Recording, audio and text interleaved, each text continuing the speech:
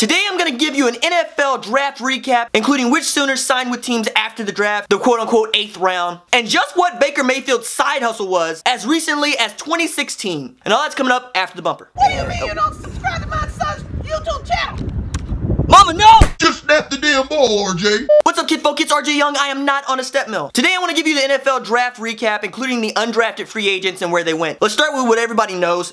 Baker Mayfield went #1 overall to the Cleveland Browns. Cleveland fans better be excited about it. If they're not, they can see this link above. Baker Mayfield's gonna go to Cleveland, gonna turn it around, and he's gonna have help. With a few Sooners joining him from this roster, I'll get to them in a second. But shout out for 3rd round draft picks, Orlando Brown and Mark Andrews, who will join the Baltimore Ravens. This is also sweet for Zeus because his late father played for the Baltimore Ravens. Be fun to see Zeus in his old man's jersey, styling on folks down in Baltimore. And frankly, the Ravens got a steal in the 3rd round by picking up the Mackey Award winner, the best pass-catching tight end in all of college football last year, in Mark Andrews. This is a guy who set Arizona State records in high school for wide receiver. You look at Mark Andrews and you see the next Gronk. Don't screw him up, Baltimore. And then late in the 5th round, the LA Rams went and got Obo Okoronkwo. And this is awesome because LA is a legitimate Super Bowl title contender next year, and Wade Phillips at defensive coordinator has an opportunity to turn Obo into the next Von Miller, into the next DeMarcus Ware. Sit him on the edge, tell him to go get quarterbacks. It's gonna be fun in LA. Now let's talk about the undrafted free agents and where they signed. At the top of the list has to be grad transfer wide receiver Jeff Badet, who threw down a 4.27 40-yard dash and is gonna play wide receiver for the Vikings. Kurt, just put the ball in the air. Jeff's gonna go get it.